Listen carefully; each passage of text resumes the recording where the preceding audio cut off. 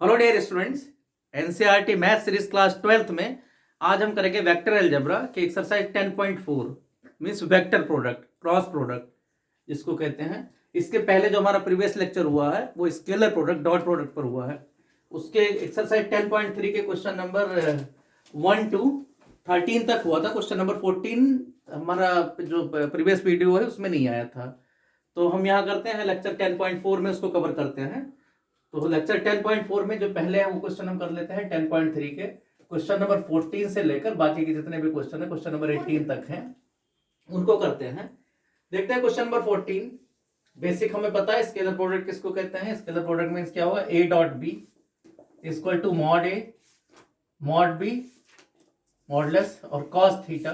Theta इन दोनों के बीच में एंगल होता है। इस तरीके से ए वेक्टर एंड बी वेक्टर के बीच में एंगल थीटा है।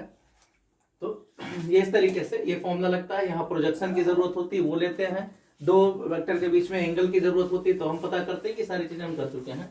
क्वेश्चन नंबर 14 में देखते हैं, कहा गया if either vector A equal to 0, either A equal to 0 और vector B equal to 0, A equal to 0 हो या बी इक्वल टू 0 हो, then A dot B equal to 0। This implies that A dot B equal to 0, क्योंकि A dot B क्या है, mod A mod B cos theta. तो यहां कोई भी एक जीरो आ गया, तीन का प्रोडक्ट है ए बी और कॉस थीटा का, तो इसमें से कोई भी एक जीरो आ गया तो ये वैल्यू जीरो आएगा, ये तो ट्रू है।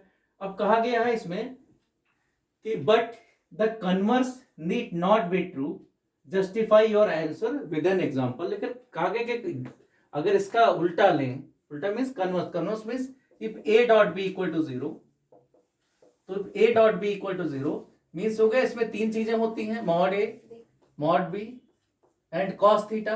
तो तीनों में से कुछ भी जीरो हो सकता है। मान लो ये दोनों जीरो ना हो, क्योंकि यहां कहा गया अब हो सकता है ये दोनों जीरो ना हो। दिस इंप्लाइज दैट आपके पास तीन कंडीशन हो गया, मॉड ए जीरो मॉड बी जीरो, क्योंकि तीन का प्रोडक्ट में कोई एक जीरो हो सकता है, और में कॉस थीटा इक्वल टू 0।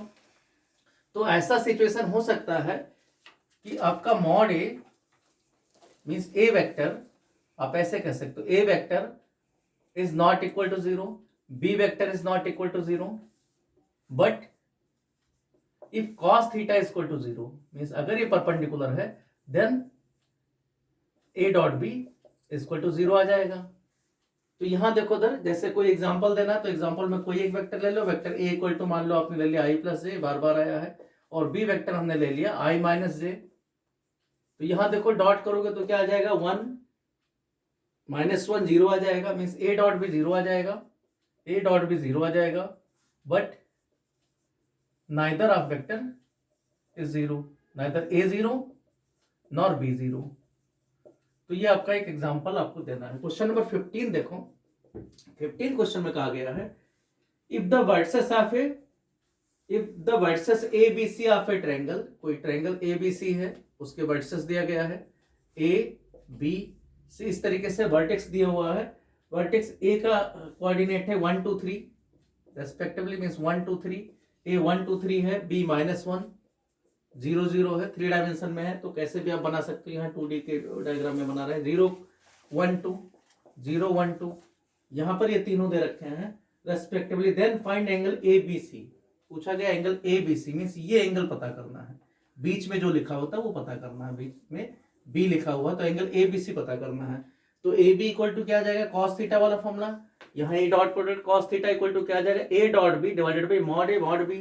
तो यहाँ क्या हो जाएगा, cos B की अगर बात करें तो cos B क्या आ जाएगा, B किसके बीच में, AB वेक्टर और इसके बीच में है, तो डायरेक्शन ध्यान रखना है, नहीं माइनस में आ जाएगा।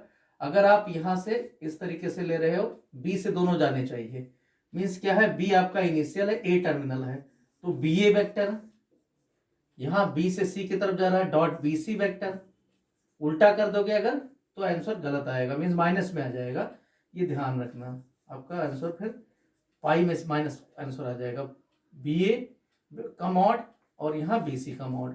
तो ये वैल्यू रख देते हैं यहाँ पर। तो BA vector A minus B, तो 1 + 1 2, यहाँ जाएगा 2i, यहाँ इसी तरीके से 2 - 0 2 ही रहेगा, यहाँ 3 रहेगा, तो ये आपका 2i + 2j + 3k आ जाएगा।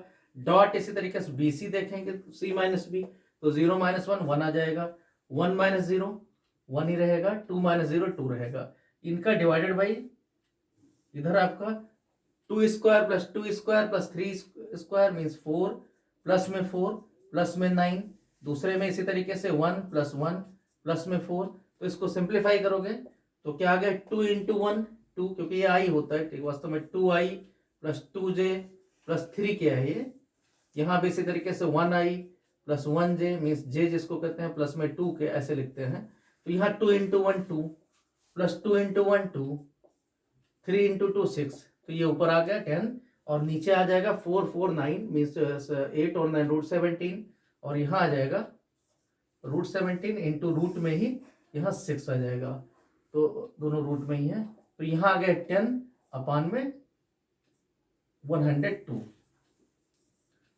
बाकी फैक्टर होने नहीं है, तो यहाँ पर चेक कर लेना 2 2 3 मीन्स 4 4 और 9, तो ये आपका क्या आ गया 10 अपान 102, तो b इक्वल टू आ जाएगा b equal to cos inverse, यही वैल्यू आ गया 10 डिवाइडेड बाई रूट में 102, तो ये आपका वैल्यू आ गया एंगल b। एंगल b का मतलब है एंगल ABC, तो ये पूछा गया है। क्वेश्चन नंबर 15 के बाद में क्वेश्चन नंबर 16 कहा गया है, जो हमारे पास यहाँ पर जो रिजल्ट है जिस बुक से हमने लिखा है पुरानी बुक है, हो सकता है न्यूमेरिकल वैल्यू कुछ और हो, तो मेथड देख लेना।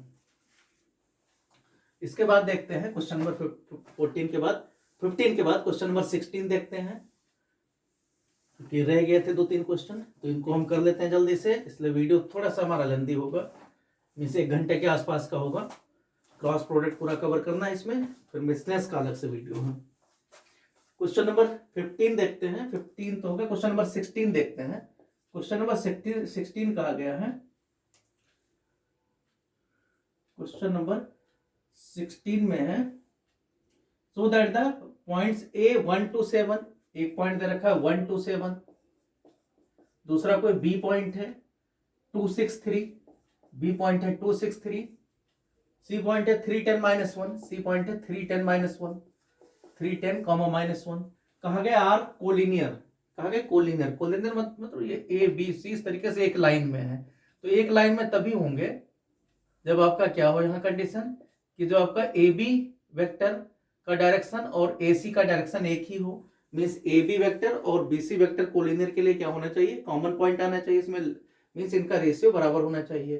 तो यहाँ देखते हैं ए बी वेक्टर का मतलब बी माइनस ए means O B minus O ए, ओ बी का मतलब है इसमें 2i 6j 3k, यहाँ पर i j के लगा के तो 2 -1 क्या आ जाएगा i कैप, 6 - 2 4 आ जाएगा, 4j cap, 3 - 7 -4k cap, -4k cap, ये आपका ए बी वेक्टर आ जाएगा। इसी तरीके से ए से सी वेक्टर देखते हैं, तो ए से सी वेक्टर देखेंगे तो 3 - 1 मीन्स ओ सी वेक्टर, सी का पोजिशन वेक्टर माइनस में ए का पोजिशन वेक्टर, तो पोजिशन वेक्टर में इसी में आई जे के लगा देते हैं, हम कई बार कर चुके हैं, तो यहाँ डायरेक्ट करेंगे 3 - 1 2i प्लस में 10 - 2 8j और -1 - 7 -8k, तो देखो उसी रेशियो में है, अगर यहाँ 2 कॉमन ले लें तो क्या आ जाएगा i + 4j -4k, मीन्स ये वैल्यू क्या आ जाएगा 2 ए बी वेक्टर ही आ जाएगा। तो इसका मतलब क्या है ए सी वेक्टर और ए बी वेक्टर क्या है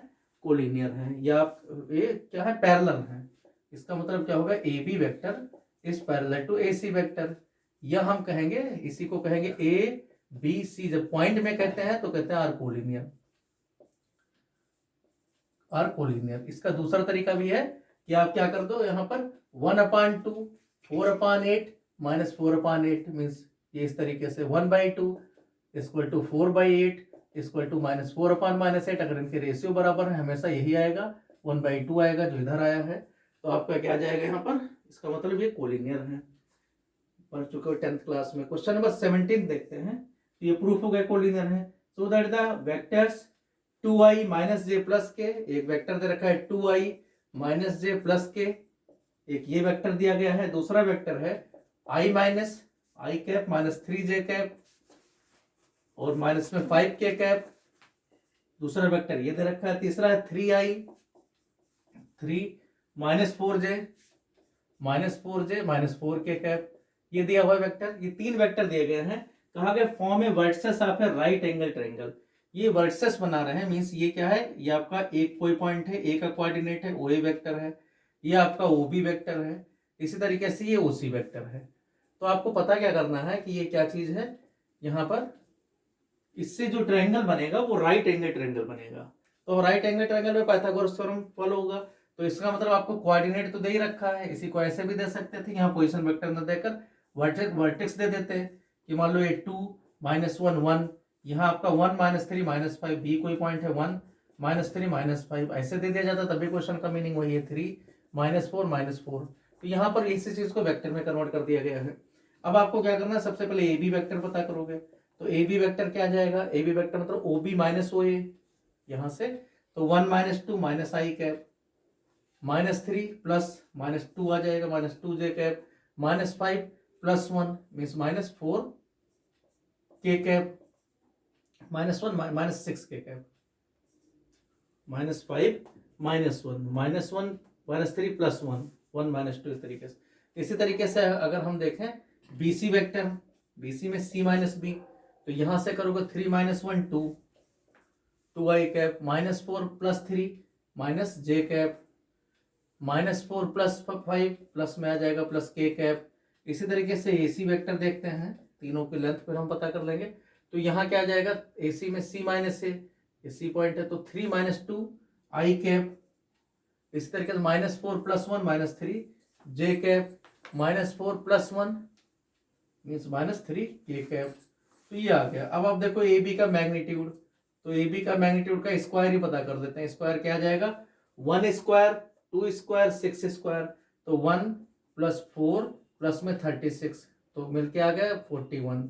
इसी तरीके से यहाँ देखते हैं BC का मैग्नीट्यूड, BC का मैग्नीट्यूड देखोगे तो 2 स्क्वायर 4 + 1 6 5 और 1 6 आ गया। यहाँ इसी तरीके से आपका AC का मैग्नीट्यूड, AC का मैग्नीट्यूड कितना आ जाएगा, 1 प्लस में 9, ये सभी स्क्वायर में है, स्क्वायर में 1 + 9 + 9, तो 9 9 18 और 19 आ जाएगा। 19 नहीं 1 स्क्वायर + 3 स्क्वायर + 3 स्क्वायर, तो 3 स्क्वायर 19, यहाँ 35 आना चाहिए, कहाँ गलती की है। AC vector, AC vector A का कोऑर्डिनेट है 2 -1 1 और C का है 3 -4 -4, तो ये आ गया 3 -2 1 आ गया, यहाँ पर -4 + 1 -3 आ गया, और -4 और यहाँ पर -1 -5 आएगा, यहाँ पर -5 आ गया। तो क्या आ जाएगा यहाँ पर 1 प्लस में 9 + 25, तो यहाँ क्या आ जाएगा 35। तो इस तरीके से हम देखते हैं तो क्या मिल रहा है, इन दोनों का स्क्वायर जोड़ें, मीन्स अगर BC का स्क्वायर प्लस में अगर AC का स्क्वायर, इन दोनों को जोड़ दें तो ये 41 मिल रहा है, मीन्स मॉड AB का स्क्वायर मिल रहा है। तो इसका मतलब क्या हुआ, एंगल C आपका 90 डिग्री है, एंगल C 90 डिग्री है, परपेंडिकुलर है, क्योंकि AB आपका हाइपोटेन्यूज आ रहा है तो उसके सामने का एंगल 90 डिग्री है। तो यही प्रूव करना है। क्वेश्चन नंबर 18 का आ गया है, if A vector is a non zero vector of magnitude A ले दे रखा है, मीन्स वेक्टर हटा रखा है, कोई वेक्टर A दिया हुआ है, A वेक्टर का मैग्नीट्यूड A के स्मॉल a के इक्वल है, जिसमें वेक्टर नोटेशन नहीं दे रखा है, जो जनरल हम लिखते हैं। मीन्स क्या है, क्वेश्चन नंबर 18 में कहा क्या गया है कि A वेक्टर का जो मैग्नीट्यूड है उसको A से लिखा गया है। इसी तरीके से and lambda is a non zero scalar, कोई लैम्डा कोई रियल नंबर है, lambda A vector is a unit vector, कहा गया lambda A vector unit vector है, मीन्स इसका जो मैग्नीट्यूड है वो 1 है, यूनिट वेक्टर मीन्स मैग्नीट्यूड 1। तो आपको पता क्या करना है, इसमें कोई रिलेशन पता करना है। तो यहाँ देखो क्या आ जाएगा, लैम्डा का मॉड A का मॉड इसके इक्वल होगा 1 के इक्वल होगा, तो मॉड लैम्डा क्या आ जाएगा, मॉड लैम्डा यहाँ इंटू A बन गया, क्योंकि ये दिया हुआ है, इक्वल टू 1 मिला, तो आपका A इक्वल टू क्या मिल जाएगा, 1/मॉड लैम्डा, या मॉड लैम्डा पूछा जाएगा तो 1/A आ जाएगा। तो यहाँ पर कोई ऑप्शन है, वो ऑप्शन आपको टिक कर देना है कि हाँ ये सही है। तो ये इतना एक्सरसाइज में था 10.3 में। अब हम करते हैं 10.4। 10.4 में देखते हैं क्या है एक्सरसाइज। 10.4 में अभी हमने स्केलर जो प्रोडक्ट ऑफ वेक्टर्स में एक ही प्रोडक्ट पढ़ा था, कौन सा था वो, scaler dot product, scalar product या फिर डॉट प्रोडक्ट। अभी तक हमने एक प्रोडक्ट पढ़ा है, प्रोडक्ट ऑफ वेक्टर्स में एक ही टाइप का पढ़ा है, वेक्टर प्रोडक्ट ऑफ वेक्टर्स में कौन कौन पढ़ा है हमने? केवल एक ही डॉट प्रोडक्ट पढ़ा है, उसी पर डॉट या फिर स्केलर प्रोडक्ट, एक प्रोडक्ट पढ़ा है। इसके बाद में आज हम करेंगे दूसरा जो प्रोडक्ट है, क्रॉस प्रोडक्ट है। तो देखते हैं क्रॉस प्रोडक्ट क्या है। क्रॉस या फिर इसी को वेक्टर प्रोडक्ट कहते हैं। वेक्टर प्रोडक्ट इसलिए कहते हैं क्योंकि इसका आउटपुट वेक्टर में आएगा। तो यहां देखते हैं वेक्टर प्रोडक्ट क्या होता है। वेक्टर प्रोडक्ट उसको कहते हैं,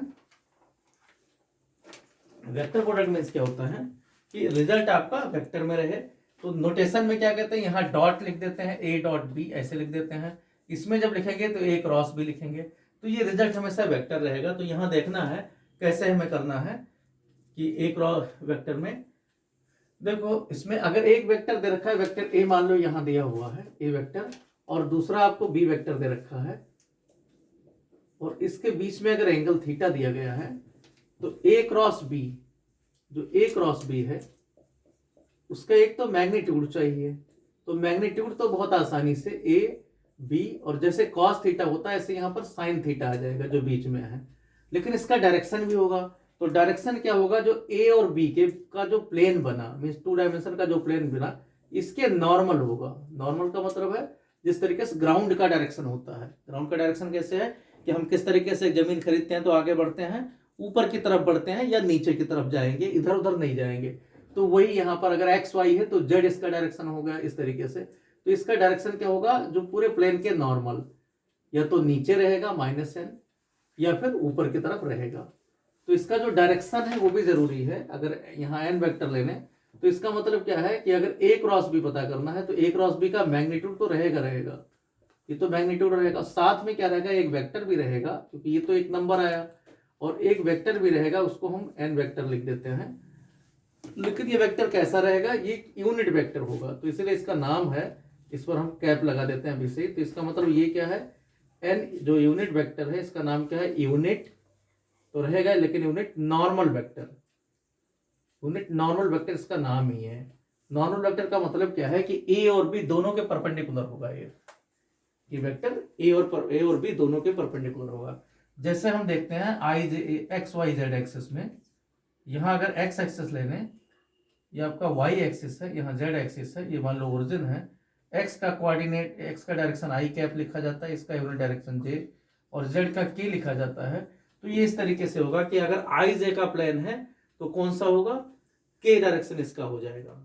मीन्स आई क्रॉस जे का जो डायरेक्शन होगा वो के डायरेक्शन में जाएगा। इसी तरीके से जे के वाला क्या होगा, आई के डायरेक्शन में जाएगा। के आई का इसी तरीके से जे के डायरेक्शन में जाएगा।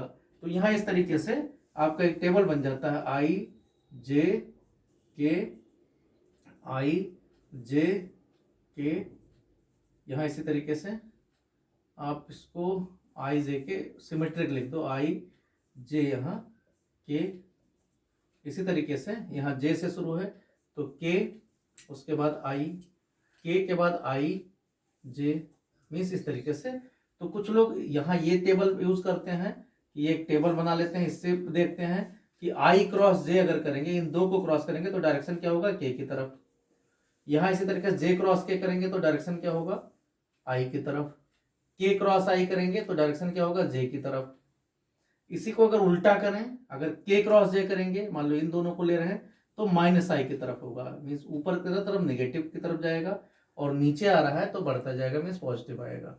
तो जब इधर आ रहा है तो पॉजिटिव लेते हैं, और इसको दूसरे तरीके से भी लिख सकते हैं, इसके कहते हैं साइक्लिक होता है। साइक्लिक का मतलब है अगर ये आई कैप है, यहाँ जे कैप है, यहाँ के कैप है, बुक में ऐसे दे रखा है, तो आप क्या करोगे, आई क्रॉस जे करोगे, ये हमेशा एंटी क्लॉकवाइज, आई क्रॉस जे करोगे एंटी क्लॉकवाइज, तो जैसे क्वाड्रेंट चलता है, क्वाड्रेंट ऐसे चलता है, तो उसी हिसाब से ये चलेगा। आई क्रॉस जे करोगे तो के मिलेगा, के क्रॉस आई करोगे तो जे मिलेगा, जे क्रॉस के करोगे तो आई मिलेगा। इस तरीके से अगला नंबर मिल जाता है कि आप जे क्रॉस के किया तो आई मिल गया, के क्रॉस आई किया तो जे मिल गया, आई क्रॉस जे किया तो के मिल गया। इस तरीके से एंटी क्लॉकवाइज मिल जाता है इसका डायरेक्शन। तो इसमें देखो जरा इससे क्या रिजल्ट हमें मिलता है, इसको हम एक एक करके देखते हैं कि क्या क्या रिजल्ट मिला हमें इनसे। देखते हैं कि क्या क्या रिजल्ट हमें यहाँ इस वेक्टर से मिल रहा है, क्रॉस प्रोडक्ट से। एक तो सबसे पहले यूनिट नॉर्मल वेक्टर। कभी अगर हमें पता करना हो दो वेक्टर का, हमें पता करना है यूनिट नॉर्मल वेक्टर। कि ऐसा वेक्टर जिसका मैग्नीट्यूड तो 1 हो और इन दोनों के परपेंडिकुलर हो। तो वहां पर हमें क्या करना है, यूनिट नॉर्मल वेक्टर एक तो ये मिल गया, क्योंकि ए क्रॉस बी हमें पता है, ए क्रॉस बी क्या है, ए क्रॉस बी का magnitude into normal vector. Normal vector यहां ऐसे लिख देते हैं कैपिटल एन से। अगर केवल यूनिट नॉर्मल वेक्टर पता करना है, यूनिट मींस 1 यूनिट मैग्नीट्यूड वाला, 1 मैग्नीट्यूड वाला, और normal means perpendicular unit normal vector, अगर ये पता करना है तो ये क्या आ जाएगा, ए क्रॉस बी कर लेना है और इसके मैग्नीट्यूड से डिवाइड कर देना है। अच्छा, दूसरी चीज क्या है, अगर हमें केवल मैग्नीट्यूड पता करना हो, दूसरी चीज अगर केवल मैग्नीट्यूड पता करना है, हमें कहीं जैसे एरिया उरिया पता करना होता है, तो हमें इस डायरेक्शन की जरूरत नहीं है। तो क्या आ जाएगा यहाँ, ए का मैग्नीट्यूड बी का मैग्नीट्यूड इंटू साइन थीटा। तो इससे बहुत सारी चीजें मिल जाती हैं हमें, कि अगर मान लो कोई इससे, क्योंकि साइन थीटा भी अगर निकालना हो दो के बीच में, तो जैसे वहां कॉस थीटा से करते थे, ए क्रॉस बी का हम मैग्नीट्यूड पता कर लें, ये पता करना है, डिवाइडेड बाई अगर अलग अलग इनके ए का मैग्नीट्यूड और बी का मैग्नीट्यूड से डिवाइड करते तो साइन थीटा मिल जाएगा। इससे दो तीन रिजल्ट मिल गए। दो तीन रिजल्ट किस तरीके से, कि अगर ए क्रॉस बी जीरो है, ए क्रॉस बी अगर जीरो है तो इसका मतलब हो गया कि A is perpendicular to B vector, क्योंकि यहाँ थीटा जीरो या पर पाई आ जाएगा, तो इसका मतलब A is parallel to B vector, means A और बी कोलिनियर है। आप ऐसे भी कर सकते हो कि A and B are collinear, this implies that A and B are, क्योंकि वेक्टर में कोलिनियर और पैरेलल दोनों एक ही होते हैं, आर कोलिनियर। एक तो ये रिजल्ट मिल गया। इसी तरीके से अगर ए क्रॉस बी, बाकी तो कोई केस यहाँ नहीं बनेगा, ए क्रॉस बी अगर कुछ आ रहा है तो वहां हम पता कर लेंगे। तो एक तो ये रिजल्ट मिल गया साइन थीटा से। पाई भी यहाँ हो सकता है, जीरो और पाई दोनों केसेस हो सकते हैं। तो यहाँ एक तो ये रिजल्ट मिला। दूसरी चीज, अगर कहीं ए जीरो, ए बी लिख देते हैं, अगर ए जीरो ही हो और बी भी जीरो हो, तो यहाँ देख लेना कि थीटा आपका नॉट डिफाइन आएगा, then theta is not defined, क्योंकि दो वेक्टर का होना जरूरी है, जीरो नहीं होना चाहिए। यही बात कॉस थीटा में भी था, ये ध्यान रखना। कभी कोई पूछा जाता है कि अगर दोनों जीरो हैं तो उस केस में क्या होगा, थीटा नॉट डिफाइन हो, एक भी जीरो आ जाए, आइदर भी हो जाए, ए जीरो और कर दो और बी जीरो, एक भी अगर जीरो तब भी थीटा इज नॉट डिफाइन, क्योंकि एक ही वेक्टर दूसरा जब है ही नहीं है, उसका पता ही नहीं है, तो आपका डे डिफाइन नहीं होगा। तीसरी चीज क्या है, थर्ड पॉइंट है कि आप देखो आई जे के में आपको सिस्टम पता है कि आई क्रॉस जे किस तरीके से, तो आई क्रॉस आई अगर करोगे तो यहां देखो क्या है, आई क्रॉस आई में क्या आ जाएगा, इसके बीच में एंगल कितना आ रहा है, 0 डिग्री आ रहा है, तो हमेशा जीरो होगा। जे क्रॉस जे ये भी जीरो होगा, इसी तरीके से के क्रॉस के भी जीरो होगा। तो ये ध्यान रखना है। क्यों, क्योंकि अगर आप ए क्रॉस ए कर रहे हो तो ए क्रॉस ए का मतलब क्या हुआ, ए का मैग्नीट्यूड क्रॉस ए का मैग्नीट्यूड, ये तो इसका मैग्नीट्यूड रहा है, इंटू साइन, दोनों के बीच में एंगल जीरो आ जाएगा, तो साइन जीरो की वैल्यू जीरो होता है, इसलिए जीरो हो जाता है। तो कोई भी वेक्टर अगर उसी को उसी से क्रॉस करना है, मान लो ए क्रॉस ए करना है, तो ये वैल्यू जीरो आएगा, जीरो वेक्टर आएगा, ध्यान रखना ये, क्योंकि ये आपका यहाँ पर वेक्टर इधर दे रखा है तो उधर भी वेक्टर ही लिखा जाएगा। इसी तरीके से अगर मान लो अलग अलग हो, मान लो आई क्रॉस जे कहा गया है, तो आई क्रॉस जे का मतलब आई का मैग्नीट्यूड, जे का मैग्नीट्यूड सभी यूनिट वेक्टर, और इन दोनों के आई और जे मींस एक्स और वाई दोनों के परपेंडिकुलर वाला, तो के वेक्टर आ जाएगा। तो आई का मैग्नीट्यूड 1 इंटू के वेक्टर। तो इसी तरीके से आई क्रॉस जे के आ जाएगा, जे क्रॉस के करोगे तो आई आ जाएगा, क्योंकि इनका परपेंडिकुलर मिल जाएगा, और के क्रॉस आई करोगे, के क्रॉस आई करोगे तो जे मिल जाएगा। तो ये चीजें हैं। इसी तरीके से अगर उल्टा कहीं है, मान लो ए क्रॉस बी है, तो ए क्रॉस बी और उलट दिया आपने तो माइनस बी क्रॉस ए आएगा, ये ध्यान रखना है। क्यों, क्योंकि यहां देखो उधर ए क्रॉस बी में क्या आएगा, एंगल किस तरीके से, इनका डायरेक्शन देखो क्या है, ए और ये बी मान लो इस तरीके से है, ए वेक्टर दूसरा बी वेक्टर है, तो इनका बीच में एंगल थीटा है, तो डायरेक्शन क्या है, इधर की तरफ, ऊपर की तरफ जाएगा। लेकिन अगर बी से आप उल्टा कर रहे हो, मान लो यहाँ पहले ले रहे हो, बी से क्रॉस कर रहे हो ए को, तो प्रोजेक्शन आपका उलट जाएगा, तो यहाँ उल्टा नीचे डायरेक्शन आ जाएगा, तो इसकी वजह से क्या आ जाएगा, ये माइनस में आ जाएगा। ठीक है, एक दो चार पॉइंट ये हो गए। दूसरी चीज इसमें क्या है, एक तो वेक्टर प्रोडक्ट के बारे में है, और 10.4 में रह गया कुछ इसके एप्लीकेशंस है। एप्लीकेशन में एक एरिया है, एरिया ऑफ ट्रायंगल है, और दूसरा एरिया पैरेललोग्राम है, क्वाड्रिलेटरल आप कहते हो, क्वाड्रिलेटरल है। तो ये दोनों फॉर्मूले हम कर लेते हैं। एरिया ऑफ ट्रायंगल में क्या आएगा, एरिया ऑफ ट्रायंगल अगर पता करना है तो क्या आएगा, area of triangle equal to, मान लो कोई ट्रायंगल की एरिया देख ही लेते हैं। मान लो यहाँ पर कोई ए बी वेक्टर है, ए बी वेक्टर और ए सी वेक्टर इस तरीके से दिया हुआ है। मान लो यहाँ सी है। अब ये एरिया पता करना है आपको, ये इन दोनों के बीच में मान लो एंगल थीटा दे रखा है, तो एरिया क्या आएगा, बेस इंटू, मान लो ए बी वेक्टर को ए वेक्टर ले लेते हैं और ए सी वेक्टर को बी वेक्टर ले लेते हैं। तो यहाँ देखो क्या आएगा, बेस इंटू जो इनका परपेंडिकुलर है, तो परपेंडिकुलर कितना आ जाएगा, अगर ये थीटा दे रखा है, ये ए है, तो ए का जो हॉरिजॉन्टल कंपोनेंट है वो कॉस थीटा पर जाता है, ए साइन थीटा जाता है यहाँ पर। तो जो इसका परपेंडिकुलर आएगा ए सी पर, ये आ जाएगा आपका ए साइन थीटा, ए मॉड में कर दो ए साइन थीटा, क्योंकि एरिया पता करना है। तो यहाँ आपका क्या मिल जाएगा, जो एरिया आएगा वो क्या आ जाएगा यहाँ पर, half means mod B mod A sine theta, और इसी को क्या कहते हैं, ए क्रॉस बी का मॉड कहते हैं ये। और ये पूरा एक क्वाड्रिलेटरल का आया, इसमें क्या होता है, हाफ बेस इनटू हाइट, ये फॉर्मूला होता है। तो यहाँ क्या आ जाएगा, हाफ ए क्रॉस बी बन जाएगा, मीन्स जो एडजेसेंट साइड है उनके बीच का ए क्रॉस बी पता करके मैग्नीट्यूड पता कर लेंगे। इसी तरीके से अगर मान लो क्वाड्रिलेटरल पता करना होता तो ये हाफ नहीं लगेगा, वहां पर सीधा ए क्रॉस बी आ जाएगा। और अगर डायगोनल दे रखा है तो हाफ d1 क्रॉस d2 आ जाएगा, d1 क्रॉस d2 का जो आएगा वो हाफ करना पड़ेगा, भी मैग्नीट्यूड ही है। यहाँ पर केवल मैग्नीट्यूड की बात की गई क्योंकि एरिया का मैग्नीट्यूड हमें कहा गया। तो ये इतना 10.4 हम करेंगे, क्वेश्चंस करेंगे तो हमें क्या किसको अप्लाई करते रहेंगे। तो देखते हैं कि क्वेश्चंस करते हैं इसमें, फिर हमें पता चलेगा कि क्या है। अब देखो इसमें जो ए क्रॉस बी करते हैं तो उसमें खास बात क्या है कि ए क्रॉस बी में आई क्रॉस आई नहीं लिया जाएगा, जबकि ए डॉट बी जब हम लेते थे तो आई का ही लेते थे, जे का और के का। तो यहाँ क्या है, आई मल्टीप्लाई किससे होगा, आई जब मल्टीप्लाई कर रहा है तो आई जे से मल्टीप्लाई होगा या के से मल्टीप्लाई होगा, तब हम उसको लेंगे, उसका कुछ ना कुछ वैल्यू रहेगा। तो यहाँ यही चीज ध्यान देना है। तो यहाँ पर हम जब प्रोडक्ट करते हैं तो डिटरमिनेंट का यूज करते हैं। डिटरमिनेंट में ऐसा ही होता है कि जो नंबर यहाँ दे रखा है आई जे के, तो जब मल्टीप्लाई आई वाला होता है तो इनके बाकी सब एलिमेंट से होता है।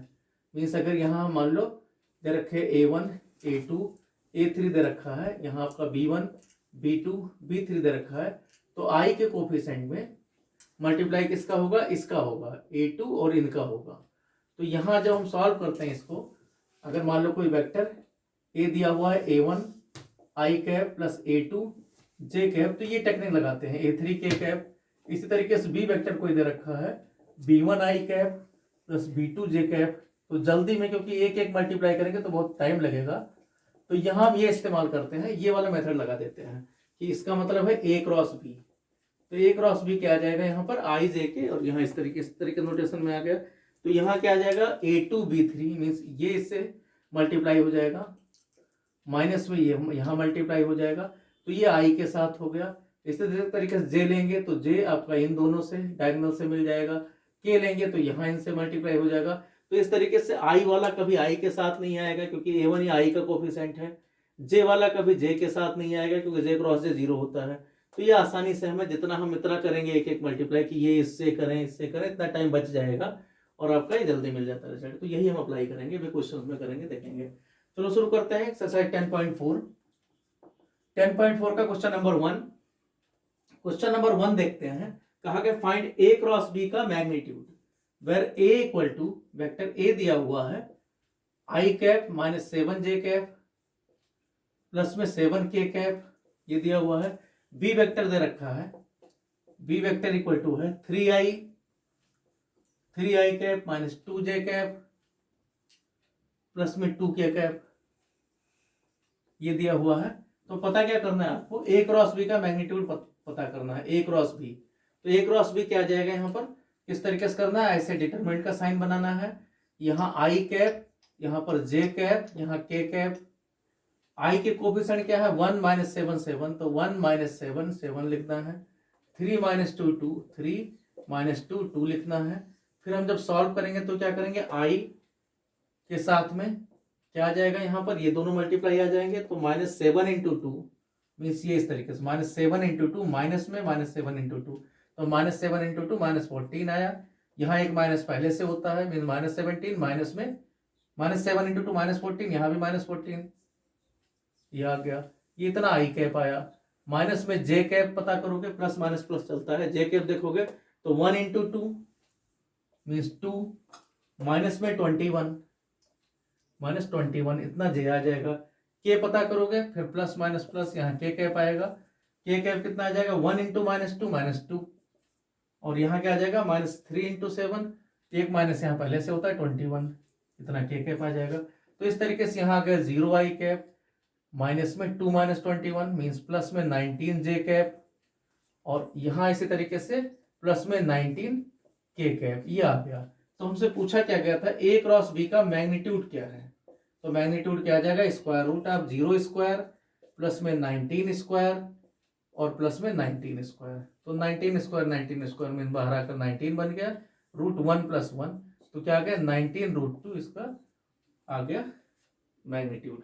क्वेश्चन नंबर 2 देखते हैं आगे। Find a unit vector perpendicular to each of the vector A plus B and A minus B, पर ए इक्वल टू दे रखा है 3i plus 2j plus 2k, vector A दे रखा है 3i प्लस में 2j प्लस में 2k, ये दिया हुआ है, और बी वेक्टर दे रखा है इक्वल टू i प्लस में 2j, i plus 2j minus 2k, ये दिया हुआ है। अब पता क्या करना है, एक कोई वेक्टर लेट x मान लेते हैं, x इक्वल टू क्या है a प्लस बी को x मान लेते हैं, दिखने में आसानी रहे, और y को मान लेते हैं a माइनस बी। तो आपको पता क्या करना है, हमें चाहिए find a unit vector perpendicular to both, इन दोनों के बोथ। तो इसका मतलब perpendicular normal unit normal vector पूछा गया है, तो दोनों के नॉर्मल क्या आ जाएगा, एन वेक्टर इक्वल टू क्या आएगा, x cross y divided by x का मैग्नीट्यूड एंड y का मैग्नीट्यूड, ये पता करना है। तो ये इक्वल टू सबसे पहले x क्रॉस y पता करेंगे, तो x क्रॉस y देखो क्या आ जाएगा, x क्रॉस y पता करेंगे तो i cap j cap k cap, तो i j के a प्लस बी जोड़ोगे तो 3 1 4, i कैप इसका a प्लस 4 आएगा, 2 2 4, जी भी 4 हो जाएगा, और 2 माइनस 2 0, यहाँ आ जाएगा क्या, सब्ट्रैक्ट करोगे तो 3 माइनस 1 2, इसी तरीके से 2 माइनस 2 0, और यहाँ आपका 2 प्लस 2 4, ये आ जाएगा। इतना तो आ गया आपका, इतना नीचे क्या जो कुछ आया x का मैग्नीट्यूड और y का मैग्नीट्यूड, अब जो कुछ आएगा भी हम उसके मैग्नीट्यूड से डिवाइड कर देंगे। तो यहाँ जब सिंप्लीफाई करोगे तो यहाँ किस तरीके से आ गया, इसका मतलब हमें क्या मिलेगा, x cross y equal to मिला क्या, यहाँ इसको मल्टीप्लाई करो तो 4 into 4 16 I cap, 16 I cap minus 0 आ जाएगा, यहाँ j कितना आ जाएगा 16 j कैप, माइनस आके रहेगा -16 j कैप, इस तरीके से k कैप कितना आ जाएगा 0, और यहाँ -8, तो -8 k कैप, इतना आ गया। इसका मॉड ले लेना है क्योंकि हमें क्या चाहिए, इनका मैग्नीट्यूड डिवाइडेड बाई एक एक का मैग्नीट्यूड, x का मैग्नीट्यूड और y का मैग्नीट्यूड। तो x y हमने यहाँ एक साथ नहीं लिखा है, ये 440 है, यहाँ से देख लेते हैं। तो स्क्वायर रूट ऑफ 4 का स्क्वायर प्लस 4 का स्क्वायर प्लस 0 का स्क्वायर, y इसी तरीके से आया होगा 204, तो यहाँ पर 2 स्क्वायर प्लस में 0 स्क्वायर प्लस 4 स्क्वायर, तो ये आपका unit vector, unit normal vector मिल जाएगा। यहाँ n वेक्टर है, x क्रॉस y तो हमने रख ही दिया है n, तो यूनिट नॉर्मल वेक्टर आपको क्या मिला, इसका ऊपर देखेंगे तो 16 -16 a क्रॉस b का मैग्नीट्यूड, a क्रॉस b का नहीं, a क्रॉस b पूरा रखना है यूनिट नॉर्मल वेक्टर में, नीचे आपको मैग्नीट्यूड मल्टीप्लाई कर देना है। तो यहाँ क्या आ जाएगा 16 का 16i माइनस में 16j minus 8k divided by यहाँ रूट में 16 प्लस 16 रूट 32, यह आ गया रूट 32, और यहाँ आ गया रूट में 4 प्लस में 16 तो रूट 20, तो यहाँ आपका 16 8 कॉमन भी ले सकते हो, तो क्या आ गया 2i माइनस 2j माइनस में k डिवाइडेड बाई यहाँ आपका आ गया रूट 14 रूट 32 का मतलब 4 रूट 2, और रूट इसका मतलब हो गया 20 आया, 20 का मतलब है 2 रूट 5, तो 2 रूट 5, तो ये आपका कैंसिल होके नीचे 10 आ जाएगा, तो क्या आ गया 2/√10 माइनस 2/√10 और यहाँ 1/√10। तो इसको सिंप्लीफाई कर लेना है। तो ये आपका क्या आ गया यहाँ पर यूनिट नॉर्मल वेक्टर। कौन सा फॉर्मूला यूज किया गया है यहाँ पर यूनिट नॉर्मल वेक्टर के लिए? A cross B। यहाँ हम थोड़ा और आगे इसको करते हैं, दोबारा करते हैं, यहाँ कुछ गलती हुई है। क्या गलती है यहाँ पर? क्योंकि हमने क्या हमें पूछा गया unit normal vector. Unit normal vector का फॉर्मूला क्या है? यूनिट नॉर्मल वेक्टर किसको कहते हैं? A cross B। इसका अलग अलग मैग्नीट्यूड नहीं, एक साथ ही मैग्नीट्यूड होता है। हमने वहां मैग्नीट्यूड वाला कर दिया था A क्रॉस B, क्योंकि A cross B equal to क्या होता है? A cross B equal to क्या फॉर्मूला है कि इसका मैग्नीट्यूड इनटू नॉर्मल वेक्टर। तो हमें यूनिट नॉर्मल वेक्टर सिर्फ ये पूछा गया है। तो हमारा यहाँ वैल्यू क्या आएगा? फिर से कर लेते हैं। A cross B means x cross y हमें मिल चुका है, यहाँ x क्रॉस y दे रखा है, तो x क्रॉस y हमें मिल चुका है। x क्रॉस y हमें क्या आएगा यहाँ पर? 16 i कैप, ये सही था 16 i कैप, माइनस में 16 j कैप और माइनस में 8 k कैप। ये यहां तक हुआ था। डिवाइडेड बाई यहाँ क्या होगा? इसी का मैग्नीट्यूड कर देना है। तो बहुत आसान है। तो 16 का स्क्वायर प्लस में 16 का स्क्वायर माइनस का भी वही आ जाएगा, प्लस में 8 स्क्वायर ये आ गया। तो 16, इसको भी 8 ऊपर कॉमन लेना है तो ले लो 8, क्योंकि सिंप्लीफाई करने में आसानी रहे। 2i माइनस 2j माइनस के ये ऊपर आ गया, डिवाइडेड बाई नीचे आ गया। देखो 8 स्क्वायर बाहर आके कॉमन आ गया 8 स्क्वायर रूट ऑफ यहाँ बचेगा 4 प्लस 4 प्लस 3, 4 प्लस 4 प्लस 1, तो यह 3 आ गया। तो यहाँ क्या आ जाएगा? 2/3, क्योंकि 8 8 कैंसिल हो जाएगा, इसका मतलब 3 हो जाएगा। 2/3 i cap minus 2/3 j cap और यहाँ माइनस 1/3 k कैप। ये हमने पढ़ा नहीं था ध्यान से। ये यूनिट नॉर्मल वेक्टर का आ गया a प्लस बी और a माइनस बी में a और b दे रखा है। तो पहले a प्लस बी पता करेंगे, फिर a माइनस बी और फिर आपका a प्लस बी को x मान के, जिससे आसानी रहे, और दूसरे वाले को y मान के क्वेश्चन को कर लेंगे। क्वेश्चन नंबर 3 देखते हैं। थर्ड क्वेश्चन है, if a unit vector a makes angles π/3 with i axis. एक कोई यूनिट वेक्टर है वेक्टर a, जो किस तरीके से, यूनिट वेक्टर का मतलब इसका मैग्नीट्यूड 1 है, जो π/3 i axis means x axis से पाई एंगल π/3 बना रहा है, दूसरे से π/4 बना रहा है और तीसरे से थीटा बना रहा है। तो पता क्या करना है? फाइंड द थीटा पता करो, hence the compute of vector A. फिर वेक्टर ए बताओ क्या है। तो देखो वेक्टर ए जब यूनिट वेक्टर है तो किस तरीके से यूनिट वेक्टर किससे लिखा जाता है? li डायरेक्शन कोसाइन से लिखे जाते हैं, mj प्लस में nk से लिखे जाते हैं। मैग्नीट्यूड इनका 1 होगा, मींस ये वैल्यू 1 आएगा, l square plus m square plus n square.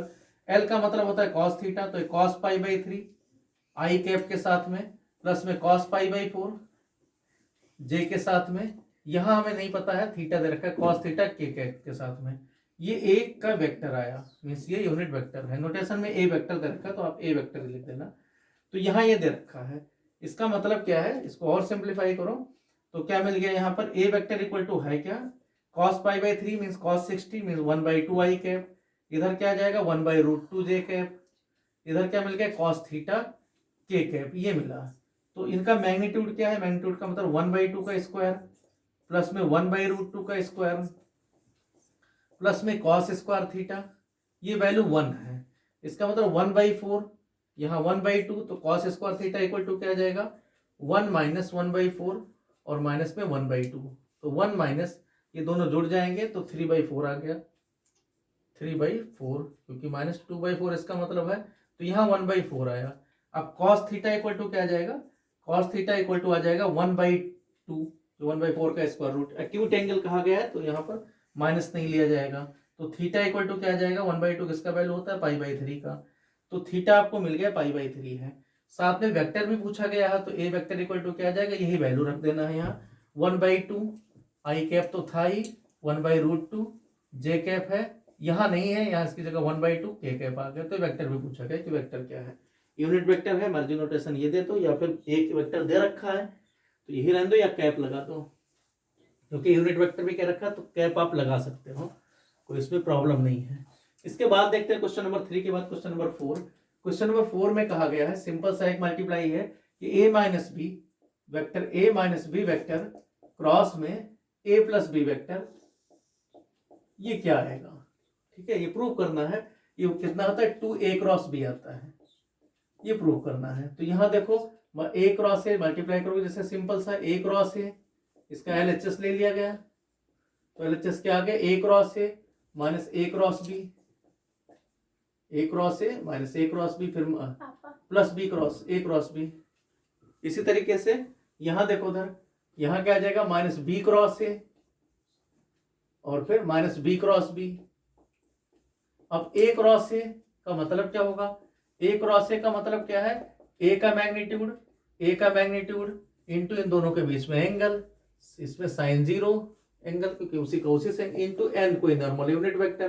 तो यहाँ क्या आ जाएगा, साइन 0 का वैल्यू 0 होता है, तो ये कुछ भी रहे यहाँ पर इंटू 0 आ जाएगा, तो वैल्यू 0 होता है। तो a क्रॉस a क्या आ जाएगा 0, तो ये आपका 0 वेक्टर, प्लस में a क्रॉस b यही रहा। इसको उलट सकते हो, माइनस का प्लस बना सकते हो, a क्रॉस b उलट दिया गया। इसको फॉर्मूला कौन सा लगाया गया, a cross b is equal to minus b cross a, minus b cross a। तो ये b क्रॉस a था, इसको प्लस कर दिया गया, यहाँ माइनस में 0 वेक्टर। तो इसकी वजह से क्या है, दोनों ही जोड़ दिया गया, तो 2a क्रॉस b आपका आंसर आ गया है। ये फोर्थ क्वेश्चन हो गया, प्रूव करना था। फिफ्थ क्वेश्चन देखते हैं, if find lambda and mu if दो वेक्टर दे रखे हैं, इनका क्रॉस प्रोडक्ट 0 है। क्रॉस प्रोडक्ट हम डिटरमिनेंट वाले मेथड से पता करते हैं, उसी से आसान पड़ता है। यहाँ डायरेक्ट प्रूव करना है, तो एक एक करके प्रूव कर देते हैं। क्वेश्चन नंबर 5 देखते हैं। 5 में कहा गया है कोई वेक्टर है, लैम्डा म्यू का वैल्यू पता करना है, 2i प्लस में 6j प्लस में 27k कैप, ये कोई वेक्टर पहला वेक्टर है। दूसरा कहा गया प्लस इंटू क्रॉस में i कैप प्लस में lambda j cap plus mu के कैप, ये इक्वल टू 0 है। तो पता क्या करना है कि आप ये पता करो कि लैम्डा म्यू का वैल्यू क्या है। तो वही notation, i cap j cap k cap, यहाँ देखो 2 6 27, दूसरा आपका क्या आ जाएगा 1 लैम्डा म्यू, इनके जो कोफिशिएंट है 1 लैम्डा म्यू, ये इक्वल टू 0 वेक्टर है। तो यहाँ सिंप्लीफाई करेंगे तो क्या आ जाएगा 6 mu minus 27 lambda equal to 0, क्योंकि 0 का मतलब क्या है 0i plus 0j plus 0k, सबके सब 0 होंगे, तो i कोफिशिएंट j का कोफिशिएंट। यहाँ इसी तरीके से j वाला कोफिशिएंट देखते हैं, तो j वाला क्या आ जाएगा 2 म्यू माइनस 27 इक्वल टू 0। इस तरीके से k वाला ले देखते हैं, k का कोफिशिएंट भी 0, 2 लैम्डा माइनस 6 इक्वल टू 0। तो यहाँ से वैल्यू मिल जाएगा, यहाँ से देखो म्यू का वैल्यू आ गया 27/2 और लैम्डा का वैल्यू 3 आ गया। ये वैल्यू रख के यहाँ मौजूद देख लेते हैं, तो म्यू की जगह 27/2 मीन्स 2 इंटू 27 आ जाएगा, 3 इंटू 27 आ जाएगा, 2 3 6, और यहाँ भी 27 इंटू 3, तो सही है। इसका मतलब लैम्डा म्यू का वैल्यू ये आ गया। क्वेश्चन नंबर 6 देखते हैं। क्वेश्चन नंबर 6 में कहा गया है given that a dot b equal to 0 and a cross b equal to 0। कहीं क्या रखे हैं a डॉट b 0 है और यही a क्रॉस b भी है। एक डॉट भी पता किया गया 0 है, a क्रॉस b 0 है। तो what can you conclude about the vectors a and b। तो यहाँ देखो अगर ऐसा सिचुएशन है तो इसका मतलब क्या है कि mod a mod b cos theta पता किया गया, तो वो 0 मिल रहा है। साथ में simultaneously and mod a mod b sine theta, direction एक रहता है, उससे कुछ फर्क नहीं पड़ता है, क्योंकि ईटा वेक्टर ये भी 0 मिल रहा है। तो इसका मतलब देखो ये दोनों तो 0 हो नहीं सकते, दोनों में कॉमन क्या है, कॉमन है a और b। तो इसका मतलब क्या है, आइदर मॉड a 0 या बोथ भी हो सकता है, आइदर मॉड a 0 और मॉड b 0। क्यों, क्योंकि sine theta cos theta simultaneously 0 नहीं हो सकते, क्योंकि कॉस थीटा 0 होगा तो थीटा आपका 90 आ जाएगा, साइन थीटा 0 होगा तो थीटा 0 होगा, तो ये कभी 0 होते नहीं है एक साथ ही। ठीक है, सिंस यहाँ sine theta and cos theta simultaneously can not be 0, simultaneously can't be 0। तो ये चीज ध्यान रखना है। इसके बाद देखते हैं क्वेश्चन नंबर 6 के बाद में क्वेश्चन नंबर 7 देखते हैं। Let the vectors a b c, दो वेक्टर दे रखे हैं, 3 वेक्टर दिए गए हैं, be given as a1 a2 a3। इस तरीके से a वेक्टर दे रखा है, b वेक्टर b1 b2 है, और इसमें एक डिस्ट्रीब्यूटिव प्रॉपर्टी को होल्ड कराना है कि डिस्ट्रीब्यूटिव प्रॉपर्टी क्या होगी। तो इसको देखते हैं क्वेश्चन नंबर 6 के बाद क्वेश्चन नंबर 7। क्वेश्चन नंबर 7 में है एक कोई ए वेक्टर दिया हुआ है। ए वेक्टर क्या है? A1 आई कैप प्लस A2 जे कैप प्लस A3 के कैप। इसी तरीके से बी वेक्टर दे रखा है B1 B2 B3 इस तरीके से दिया हुआ है। प्रूफ क्या करना है आपको? प्रूफ पर हम सीधा जाते हैं। प्रूफ करना A cross A vector cross में B plus C equal to proof करना है ए क्रॉस बी प्लस में ए क्रॉस सी। इसको डिस्ट्रीब्यूटिव प्रॉपर्टी भी कहते हैं। बी जो क्रॉस प्रोडक्ट है वो एडिशन को आपका डिस्ट्रीब्यूट कर देता है। तो यहां देखते हैं अगर हम बी प्लस सी देखें, बी प्लस सी का मतलब है सी वेक्टर भी होगा। यहाँ C vector equal to C1 C2 C3 दिया हुआ है। तो आप देखो उधर सबसे पहले LHS देखें अगर, तो LHS में क्या कहा गया? ए वेक्टर। ए वेक्टर का मतलब क्या है? इधर देखें अगर तो ए वेक्टर आई cap J cap K cap. ए वेक्टर के कोफिशिएंट A1 A2 A3 लिखे जाएंगे। बी प्लस सी का मतलब दोनों को जोड़ के लिखा जाएगा। तो B1 प्लस C1, यहाँ B2 प्लस C2, इधर आपका B3 प्लस C3। अब यहाँ देखो प्रॉपर्टीज की जरूरत पड़ेगी। डिटरमिनेंट की प्रॉपर्टी इस बार बोर्ड में हटाएगा, लेकिन यहाँ जरूरत पड़ रही है, बिना इसके काम नहीं चलेगा। यहाँ देखो उधर आप इसको डिस्ट्रीब्यूट, इसको अलग अलग कर सकते हो, ये स्प्लिट कर सकते हो आप R3 को। तो यहाँ क्या है? इसको क्या लिख सकते हो? आई cap J cap K cap. एक इसमें दूसरे में भी आई कैप जे कैप, ये प्रॉपर्टी होती है स्प्लिट करने की। यहाँ क्या है? A1 A2 A3, इसमें क्या आ जाएगा? B1 B2, एक तरफ ये ले लेते हैं, दूसरी तरफ यहाँ कोई नहीं, एक को ही स्प्लिट कर सकते हैं, A1 A2 A3, और यहाँ क्या आ जाएगा? C1 C2 C3। तो ये आपका क्या आ जाएगा? रूल ये है कि अगर ये इसमें जो बिछा हुआ ये इससे जो वेक्टर मिला जाएगा और यहाँ जो इनका क्रॉस हो जाएगा, तो ये आपका क्या आ जाएगा? A क्रॉस B, और यहाँ क्या आ जाएगा? प्लस में A क्रॉस C। ये प्रूव करना है। कौन सी प्रॉपर्टी यहाँ यूज की है वो लिख दो यहाँ पर, यूजिंग प्रॉपर्टीज ऑफ डिटरमिनेंट्स। कौन सी प्रॉपर्टीज है? प्रॉपर्टीज ऑफ डिटरमिनेंट्स, ये लिखना होता है कौन कौन सी प्रॉपर्टीज आपने यूज की है। कौन सी डिटरमिनेंट की प्रॉपर्टी यूज की है? स्प्लिटिंग R3, अलग अलग कर दिया गया है। Splitting R3 means column row number 3 को आपने स्प्लिट कर दिया है, अलग अलग कर दिया है। तो यहाँ ये प्रूफ हो गया। क्वेश्चन नंबर 7 था ये। क्वेश्चन नंबर 8 देखते हैं। 8 भी एक छोटा सा क्वेश्चन है, आपको इंटरप्रिटेशन वाले क्वेश्चन है। क्वेश्चन नंबर 8 में कहा गया है, क्वेश्चन नंबर 8 में है if either A equal to 0 और B इक्वल टू 0। कहा गया अगर A इक्वल टू 0 या फिर B इक्वल टू 0 हो, then A cross B equal to 0। This implies that अगर A क्रॉस B करोगे तो 0 होता है, तो ऑब्वियस है 0 होगा, क्योंकि मॉड A, इसका मतलब क्या होता है? मॉड A मॉड B, तो एक भी अगर 0 है तो 0 होगा। अब कहा गया है लेकिन इसका उल्टा, is the converse true, means if, उल्टा अगर हम करें if A cross B equal to 0, then देखो क्या क्या पॉसिबिलिटी हो सकती है। Then either A equal to 0, then either of the means A equal to 0 और B इक्वल टू 0, और क्या हो सकता है? और A is parallel to B, ये भी हो सकता है। A is collinear to B, A is parallel to B, ये भी साथ में हो सकता है। तो इस यहाँ पर क्या है? दोनों केसेस हैं। तो यहाँ ये भी है कि if A is not equal to 0 and B is not equal to 0, अगर ये 0 ना हो, then also A is perpendicular to B, then for A is parallel to B, A cross B equal to 0। तो यहाँ उल्टा में ये चीजें भी हो जाती है कि अगर यहां से रिजल्ट लेना चाहो तो आपका A पैरेलल भी आ जाता है। तो एक इसका एग्जांपल देना है, तो एग्जांपल कोई भी पैरेलल का दे दो। मान लो A वेक्टर आपने कुछ भी ले लिया, I plus J plus K ले लिया, और B वेक्टर ले लिया आपने इसी का कोई parallel 2I plus 2J plus 2K ले लिया।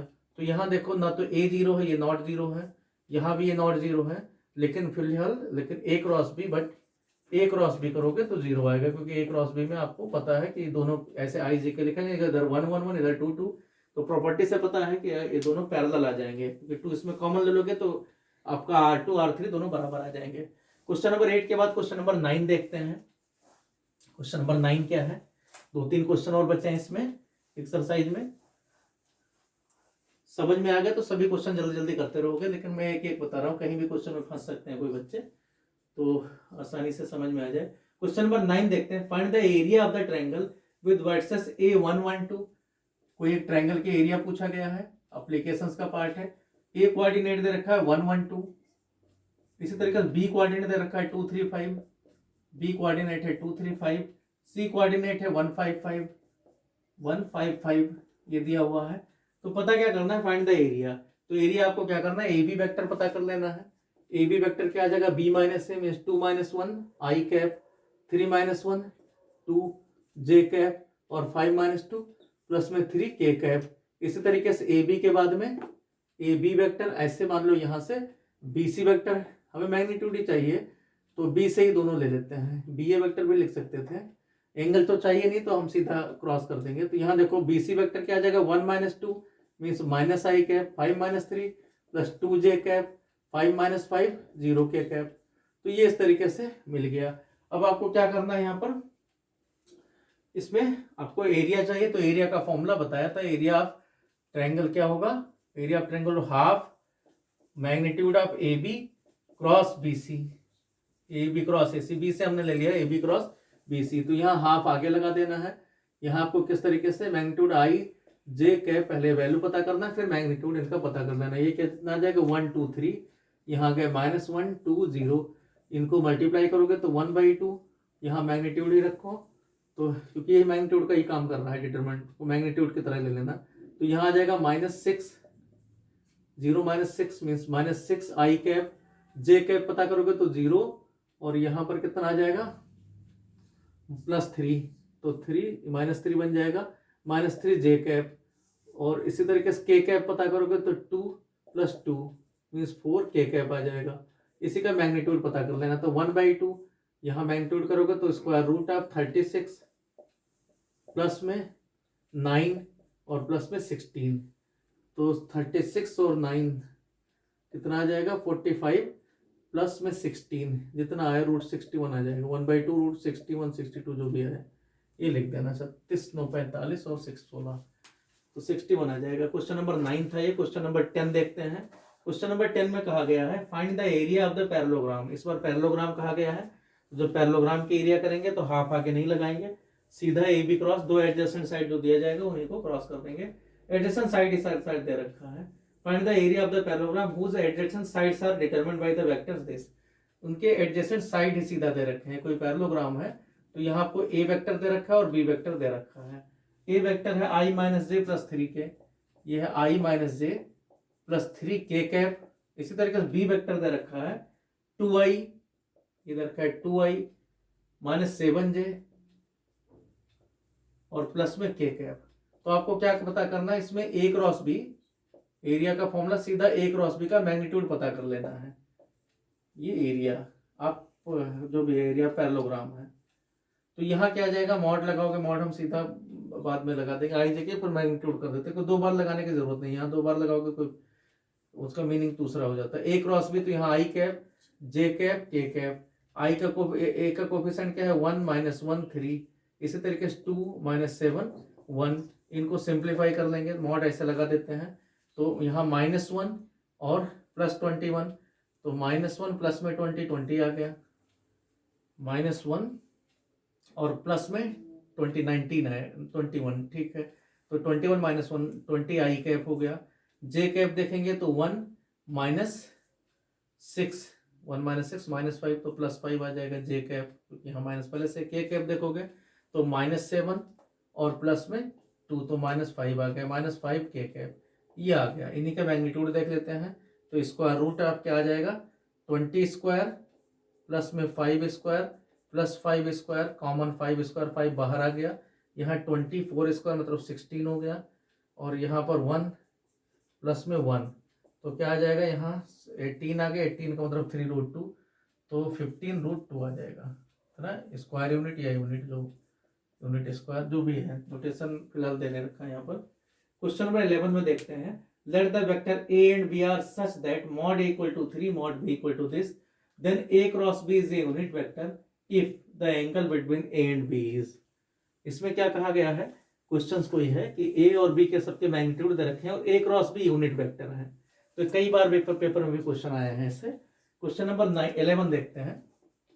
क्वेश्चन नंबर 11 में कहा गया है let the vector A and B B such that mod A equal to 3, magnitude of A equal to 3 है। इसी तरीके से मैग्नीट्यूड बी कितना दे रखा है, √2/3। मैग्नीट्यूड ऑफ बी कितना है, ये है √2/3 है। पता क्या करना है, A cross B is a unit vector.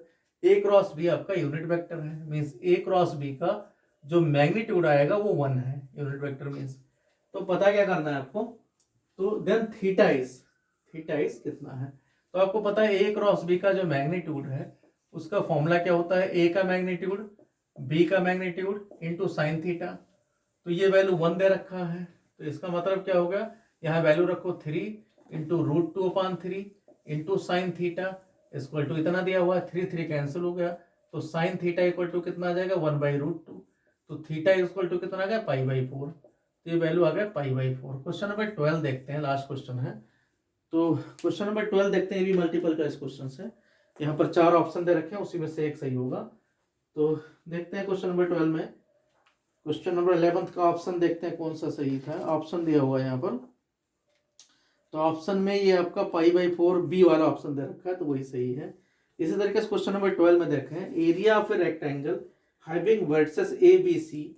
कोई रेक्टेंगल है, उसकी area A B C D, इसके सबके वो दे रखे हैं। O A vector equal to दिया हुआ है कि -i, हम ऐसे लिखते हैं -1 1/2 नंबर में लिख देते हैं, और 4 है।